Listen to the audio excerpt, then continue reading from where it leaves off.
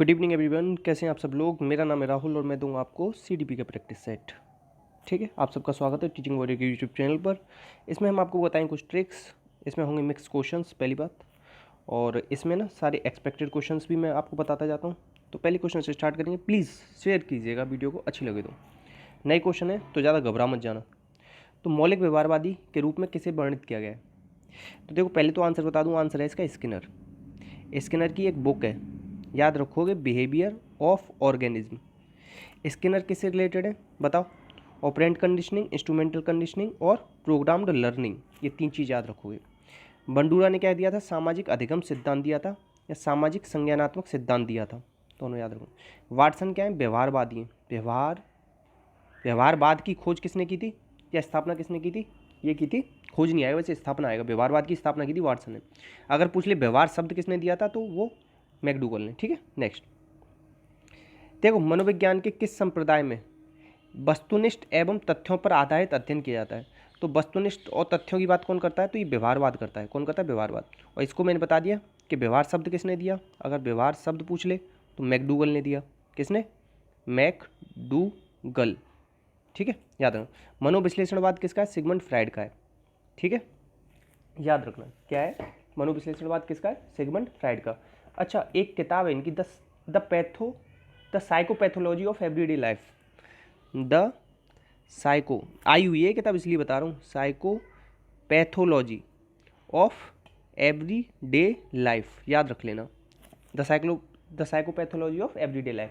अच्छा, इनके एक शिष्य और हैं युंग, उनकी किताब का नाम है द साइकोलॉजी ऑफ अनकॉन्शियसनेस, उसे भी याद रखना। नेक्स्ट, वह अधिगम अंतरण जिसमें ज्ञान स्वतः जब हो जाता है ना, और अचेतन रूप से नवीन परिस्थितियों में रूपांतरित हो जाता है, तो इसे कहते हैं निम्न रोड अंतरण। क्या होता है? निम्न रोड अंतरण। नेक्स्ट, अधिगम की प्राणवायु क्या है? अधिगम कब हो सकता है बताओ? अधिगम तब हो सकता है जब अभिप्रेरणा हो। देखो, बिना इंटरेस्ट के लर्निंग नहीं हो सकती। ठीक है, और इंटरेस्ट कब आएगा किसी चीज़ में? जब आप अभिप्रेरित होगे। ठीक है, याद रखना। संवेगों की बात मैकडूगल ने कही है, 14 संवेग बताएं, याद रखना। ठीक है, और रॉस ने 3 संवेग बताएं, भय, क्रोध, प्रेम, जन्म के समय। ठीक है, और ब्रजेश ने कहा है, ब्रजेश के 2 वर्ष के बच्चे में सारे संवेग आ जाते हैं। ठीक है, इतनी चीज़ों को याद रख लेंगे, आंसर हो जाएगा इसका ए। नेक्स्ट, अधिगम का विज्ञान एवं शिक्षण की कला। ये देखो, कल मैं बता रहा था ना, ये शोध पत्र मैंने ये इसी जगह से लिया था आंसर। तो ये है स्किनर का। ठीक है, याद रखना। थॉर्नडाइक ने मुख्य सिद्धांत दिए, गौण सिद्धांत दिए। मुख्य सिद्धांत 3 दिए, गौण सिद्धांत 5 दिए। और इसमें कौन से? तत्परता, अभ्यास, प्रभाव 1898 में दिए हैं। ठीक है, याद रखना। तत्परता को रुचि का सिद्धांत, और अभ्यास को उपयोग और अनुपयोग का सिद्धांत, और प्रभाव को कहते हैं सुख दुख या संतोष असंतोष का सिद्धांत। पावलोव को 1904 में नोबेल प्राइज मिला था पैरोटिड ग्लैंड पर काम करने के लिए, याद रखना। और कुत्ते पर प्रयोग किए पावलोव ने। उद्दीपक सामान्यीकरण हो जाता है इनके सिद्धांत में। नेक्स्ट, देखो, इसमें से पूछ रहा है कि बाह्य प्रेरणा मतलब एक्सटर्नल मोटिवेशन कौन सा नहीं है। देखो, सुमन कक्षा में प्रथम आने के लिए पढ़ रही है। किसके लिए पढ़ रही है? प्रथम आने के लिए। अगर वो खुद इंटरेस्ट होता ना तो फर्स्ट या सेकंड आने के लिए नहीं पढ़ती। वो किसके लिए पढ़ती? कि वो कुछ सीखना चाहती है, तो एक बाह्य प्रेरणा है। सिद्धार्थ इसलिए पढ़ रहा है क्योंकि प्रथम आने पर उसके पापा क्या दिलाएंगे? साइकिल, तो ये भी बाह्य प्रेरणा है। ममता भेंट प्राप्त करने के लिए, मतलब कुछ पैसे वैसे प्राप्त करने के लिए पढ़ रही है। देखो, गुंजन स्वाभाविक रुचि मतलब खुद की रुचि। देखो, बहुत बार हम ऐसे काम करते हैं जो हमें खुद से पसंद होते हैं।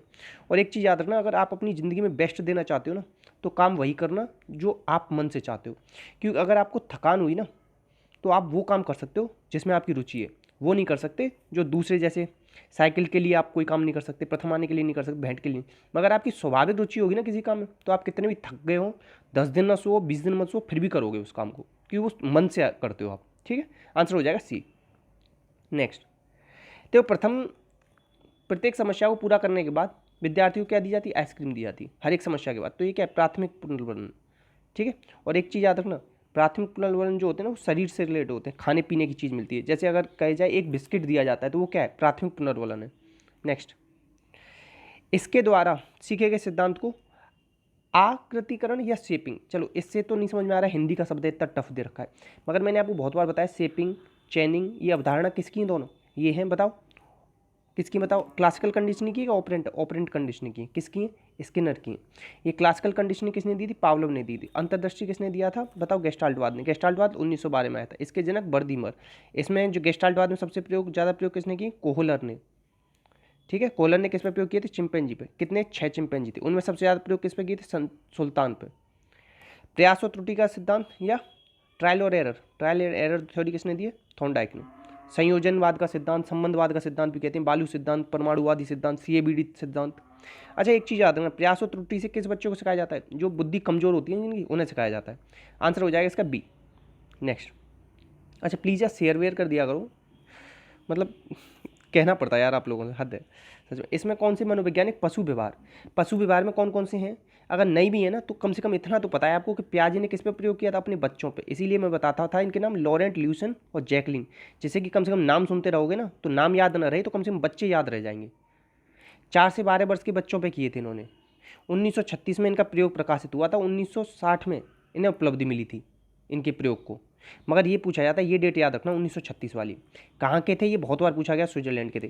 कौन थे? संज्ञानात्मक मनोविज्ञान के जनक हैं ये पूछा जाता है, या विकासात्मक मनोविज्ञान के जनक भी बोले जाते हैं, ठीक है, ये भी याद रखना।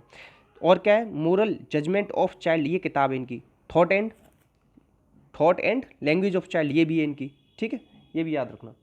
इतना याद रख लेंगे आप। और child conception of physical world, ये और किताब है इनकी, child conception of physical world, ये भी याद रखना, ये भी पूछी गई राजस्थान ग्रेड 1 में। Child conception of physical world, ठीक है, आंसर हो जाएगा सी, ठीक है। नेक्स्ट। एक शिक्षक के पास जितने भी साधन है ना उनमें सबसे ज़्यादा महत्वपूर्ण क्या है? प्रेरणा। सबसे ज़्यादा महत्वपूर्ण क्या है? प्रेरणा। अच्छा देखो मैं याद कराने की ट्रिक बताऊँ। जितने भी साधन है ना, अगर आपको किसी ने फन मार दिया, फन मतलब स्नेक, स्केन मतलब सांप, सांप ने अगर आपको काट लिया, तो जितने भी साधन है वो सारे साधन लगा दोगे और किसको बचा लोगे? जिसको भी काटा होगा, ठीक है। तो ऐसे याद रखो, जितने भी साधन है ना वो सब किस में लगा दें? फन अगर मार दिया तो उससे। वैसे प्रेरणा सबसे ज़्यादा महत्वपूर्ण है, थोड़ा सा और याद रखना चाहो तो रख लेना, ठीक है, आंसर हो जाएगा 4। नेक्स्ट। अच्छा क्वेश्चन था ये, मुझे बहुत अच्छा लगा। एक शिक्षक को यह पता होना चाहिए छात्र किस प्रकार अध्यापन में संतुष्ट होगा या असंतुष्ट होगा। तो ये किसकी बात होती है? मनोवृत्ति, कि मतलब उसके मन में क्या है, कैसे वो पढ़ाना चाह रहा है, कैसे मतलब हम उसमें बेस्ट दे सकते हैं। ये तत्परता के नियम को क्या कहते हैं? रुचि का नियम। और पढ़ने के लिए ना सबसे प्राथमिक नियम है ये, सबसे प्राथमिक नियम है। जब तक तत्परता नहीं होगी ना, आप घोड़े को ना पानी के जो तालाब तक ले जा सकते हो, मगर घोड़ा पानी पिएगा जब वो तत्पर होगा, और नहीं होगा तो नहीं पिएगा। ये पूछा जाता है कि ये किससे रिलेटेड है, घोड़े वाला एग्जाम्पल देके, तो तत्परता से, याद रखना। अभ्यास की बात भी कौन करते हैं? थॉर्नडाइक करते हैं, ठीक है, आंसर हो जाएगा सी। नेक्स्ट। देखो एस आर थ्योरी, देखो एस आर थ्योरी किससे रिलेटेड है? व्यवहारवादियों से रिलेटेड, याद रखना, ठीक है। अब देखो मैं बताऊं, एस टाइप सिद्धांत कहते हैं कि एस टाइप का सिद्धांत कौन सा है बताओ? ये पूछा जाता है बहुत ज़्यादा। तो एस टाइप का सिद्धांत है किसका? पावलोव का, ठीक है, याद रखना। अच्छा SOR किसने दिया था? SOR का मतलब, SOR से मैंने पता कैसे कर दिया, SORRY, सॉरी बोल रहा है अगर कोई तो अच्छा इंसान है, अच्छा मतलब बुड मतलब गुड बर्थ या बुड बर्थ, ऐसे याद रख लेना, ठीक है, याद रखना। और इतना याद रखना, हेरिडिटी और एनवायरनमेंट के हम गोल्डन फल होते हैं, ये भी किसने बताया था? बुड बर्थ ने, ये भी याद रखना, ठीक है, आंसर हो जाएगा बी, ठीक है। नेक्स्ट। शैशवावस्था मानव विकास की कौन सी प्रमुख अवस्था पूछ रहा है? तो प्रमुख अवस्था होती पहली। अगर वो पूछता डायरेक्ट कौन सी अवस्था है तो चलो छोड़ो, उतना मत जाओ आप डीपली, आप इतना याद रखो प्रमुख अवस्था कौन सी? पहली है। नेक्स्ट। पियाजे ने के अनुसार संज्ञानात्मक विकास की कितनी अवस्थाओं में बांटा गया? तो क्वेश्चन नंबर 4 जवाब देंगे आप, और इसे प्लीज़ जितना ज़्यादा हो सके उतना एक्सप्लेन करना। पियाजे की बुक्स के नाम बताना, पियाजे कहाँ के थे बताना, कितने बच्चों पर प्रयोग किए थे वो बताना, कितनी उम्र के थे वो बताना, क्या इन्होंने नैतिक विकास का सिद्धांत दिया है, और नैतिक विकास की सिद्धांत की कितनी अवस्था बताई इन्होंने? चलो ये बता दे रहा हूँ मैं, 2 अवस्था बताई है, हेटेरोनॉमी और ऑटोनॉमी, ठीक है, मगर बाकी सब आप बताना इनके बारे में। नेक्स्ट। गर्भ के बालक को विकसित होने में कितने दिन लगते हैं? देखो 9 महीने लगते हैं। 9 महीने मतलब 9 × 27, 270, और 270 के आसपास कौन सा दे रखा है? यही तो दे रखा है, तो 270 से लेकर 280 दिन लगते हैं, ये याद रखना। नेक्स्ट। देखो ये क्वेश्चन बहुत ज़्यादा पूछा जाता था पहले, अभी भी हो सकता है रिपीट हो जाए, पहले बहुत पूछा जाता था। नवजात शिशु का भार 7 पाउंड होता है। अच्छा ये पूछ लेता है हमारे शरीर में खून कितना होता है? तो 5 से 6 लीटर होता है, ये भी याद रखना, ठीक है। नेक्स्ट। संवेग क्या होते हैं? संवेग की बात मैकडूगल ने करी, ये बता दिया मैंने आपको, 14 संवेग बताए इन्होंने।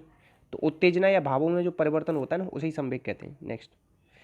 सृजनात्मक बालक निम्न में से कौन सा गुण नहीं पाया? सृजनात्मक समझ रहे हो? Out of the box thinking जो करेगा, आउट ऑफ द बॉक्स। देखो कभी सृजनात्मक मतलब सारी चीज़ें अच्छी होंगी, ठीक है, तो खोज करेगा, क्रियाशीलता, अच्छी अंतर्दृष्टि, मगर देखो यहाँ सीमित, ये 3 पॉजिटिव प्लस 1 नेगेटिव, तो ये 1 नेगेटिव वाला आंसर होता है, या 3 नेगेटिव प्लस 1 पॉजिटिव, तो ये वाला आंसर होता है। ये मेरी ट्रिक है, इस तरीके से मैं जल्दी करता हूँ क्वेश्चंस को, ठीक है, तो इसे आप लगाना शुरू करो, ज़्यादा फायदा मिलेगा। ठीक है, तो आंसर हो जाएगा 4। नेक्स्ट, सीधे पेपर में मत लगाना 3 पॉजिटिव 1 नेगेटिव, यहाँ घर पे प्रैक्टिस कर लेना, तब निकाल पाओगे आप ऐसे आंसर। पता पड़ा डायरेक्ट पेपर में जाके अप्लाई करो। शिक्षा मनोविज्ञान, देखो शिक्षा मनोविज्ञान के जनक कौन है? थॉर्नडाइक है। कौन है? थॉर्नडाइक। ठीक है, याद रखना। और शिक्षा में मनोविज्ञान लाने का श्रेय किसे जाता है? तो रॉस को जाता है। ठीक है, याद रखना ये भी। तो शिक्षा मनोविज्ञान का संबंध किससे नहीं है? देखो, मानव व्यवहार से, सीखने के तरीके से, मानसिक प्रक्रिया, मगर संचार माध्यमों से नहीं। तो आंसर क्या हो जाएगा? डी। नेक्स्ट, मनोविज्ञान में थॉर्नडाइक के व्यक्तित्व को किसने आधार पर बांटा था? देखो, मैं कई बार बताई, हद से ज़्यादा बताया, और देख रहे हो यही क्वेश्चन बन के आ रहे हैं जो मैं बता देता हूँ आपको एक्स्ट्रा फैक्ट में। तो देखो, चिंतन और कल्पना के आधार बताया ना कई बार मैंने आपको। कौन कौन से बताए? स्थूल, सूक्ष्म और प्रत्यक्ष, स्थूल और सूक्ष्म, ये 3 बताए ना, कई बार बताए मैंने आपको, हद से ज़्यादा। और इन्होंने बुद्धि को कितने प्रकार से बताया था? बताओ, बुद्धि बताई थी 3, मूर्त, अमूर्त और सामाजिक। और मूर्त को क्या बताया था इन्होंने? यांत्रिक। और गैरेट ने ना, जो गैरेट है, इन्होंने इसका समर्थन किया था थॉर्नडाइक का, याद रखना। ठीक है, नेक्स्ट। और थॉर्नडाइक कहाँ के थे? अमेरिका के थे, ये भी याद रखना। कहाँ के थे? अमेरिका के थे। किस पे प्रयोग किए थे? बिल्ली पे किए थे। ठीक है, याद रखना। और एसआर सिद्धांत दिया था, स्टिमुलस रिस्पॉन्स। स्टिमुलस क्या था इनकी? वो थी ना, एक मछली बांध रखी थी, मछली के लिए तो बिल्ली पिंजरे पे मार रही थी ना पंजा, तभी वो खुल गया था। ठीक है, याद रखना। आंसर हो जाएगा कौन सा इसका? चिंतन और कल्पना के आधार पर। नेक्स्ट, शिक्षा मनोविज्ञान का अध्ययन अध्यापक को इसलिए करना चाहिए, क्यों करना चाहिए शिक्षा मनोविज्ञान का अध्ययन? क्योंकि वो क्या कर सके? अधिक प्रभावशाली तरीके से अपनी शिक्षण विधियों को लागू कर सके। ठीक है, नेक्स्ट, पाठ्यक्रम कैसा होना चाहिए बताओ? क्वेश्चन नंबर 12, ये जवाब आप देना, बहुत ही ज़्यादा ईजी है। अच्छा, एक चीज़ बताऊँ, जो जॉन डीवी है ना, उन्होंने त्रिध्रुवी प्रक्रिया बताया है, और एडम्स ने 2 ध्रुवीय प्रक्रिया बताया। तो इन दोनों चीज़ों को भी याद रख लेना, त्रिध्रुवीय प्रक्रिया और 2 ध्रुवीय प्रक्रिया बहुत ज़्यादा पूछी जाती है, इंपॉर्टेंट डाल के लिखना है इसे। प्राथमिक विद्यालयों में बालकों को निम्न में से किसे बेहतर माना जाता है? बताओ। तो जो स्वयं के द्वारा अनुभव होते हैं ना, वो माने जाते हैं। ये सभी मत लगाना। प्रदर्शन तो बेकार होता है। प्रदर्शन कौन करता है? ये तो टीचर करता है। ठीक है, ये व्याख्या विधि वगैरह जो होती है ना, उसमें किया जाता है। तो वीडियो अनुरूपण भी उतना अच्छा नहीं, सबसे अच्छा है स्वयं के द्वारा अगर वो जो अनुभव करेंगे ना, वो। नेक्स्ट, दबाव को कम करने के लिए परीक्षाओं में सफलता के लिए क्या आवश्यक है? बताओ। तो कम अवधि की परीक्षाएं लो, जैसे अभी कहते हैं ना, देखो समेटिव इवैल्यूएशन होता है और समेटिव असेसमेंट और फॉर्मेटिव असेसमेंट, ये होते हैं ना, होते हैं। अब देखो, ये 10-10% के होते हैं, 4 बार होते हैं 10% के, 4 बार, तो ये क्या हो जाता है? 40% हो जाते हैं। और ये 20-20% के होते हैं, कितने बार? 3 बार, तो ये 60% हो जाते हैं। तो 60 और 40 कितना हो गया? 100% हो गया। अब देखो, इसमें ना पेपर नहीं लिया जाता है, इसमें पेपर लिया जाता है। तो कितनी सारी परीक्षा होंगी? 3 और 4 7 बार पेपर दिया जाएगा बच्चे, मतलब 7 बार बच्चा का क्या होगा? असेसमेंट होगा। तो छोटी छोटी अवधि होगी ना, 12 महीने में 7 बार हो जाएगा। तो ठीक है, इस चीज़। अच्छा, एक चीज़ क्वेश्चन बहुत पूछा जाता है, सबमिटेबल असेसमेंट कब नहीं होता है? तो ये फरवरी में नहीं होता है। कब नहीं होता? फरवरी में नहीं होता, याद रखना। ये पूछा जाता है कौन कौन से महीने में होता है, मगर उसमें आप इतना याद रख लोगे ना, आंसर निकाले आओगे कि फरवरी में नहीं होता। आंसर हो जाएगा इसका ए। नेक्स्ट, अच्छा प्लीज़ शेयर कर देना ना वीडियो को। सॉरी, ये क्या हुआ? हाँ, अब सही। अधिगम को प्रभावित करने वाला व्यक्तिगत कारक क्या है? तो जो व्यक्तिगत कारक है ना, वो है परिपक्वता आयु। तो कल मैं एक क्वेश्चन करा रहा था ना आपको कि बच्चा ना वो बर्तन को संभाल नहीं पा रहा है, तो बर्तन को संभालने के पीछे उसका रीज़न क्या है? क्योंकि वो परिपक्व नहीं हुआ है, उसकी भी आयु इतनी नहीं हुई है। हर एक अवस्था पे जाके ना हम बहुत सारी चीज़ों को कर सकते हैं। अब बच्चे को देखो, 18 साल का ड्राइविंग लाइसेंस क्यों बनता है? कुछ तो सोचा होगा ना सरकार ने। अगर सरकार ने कहा 21 साल के बच्चे की शादी कर दो, कुछ तो सोचा होगा। तो उसकी परिपक्व कब होता है, आयु कब होती है, उसके हिसाब से हम बहुत सारे काम करते हैं। तो ये चौथा तो है व्यक्तिगत कारक। और ये समवयस्क समूह, संचार के माध्यम, अध्यापक, ये कौन सा है? ये वातावरणीय कारक है। ये पूछ लेता है क्वेश्चन में कि वातावरणीय कारक कौन से हैं, तो ये 3 लगा के आना, पहला, दूसरा, तीसरा। नेक्स्ट, देखो बाल प्रसंगबोध परीक्षण, देखो ये क्या है? CAT 1948 में आया था। ठीक है, याद रखना। अच्छा, ये क्वेश्चन बहुत आता है कि कितने से कितने वर्ष के बच्चों पर प्रयोग किए थे? 3 से 10 वर्ष। दिया किसने था? ये लियोपोल्ड बेलाक।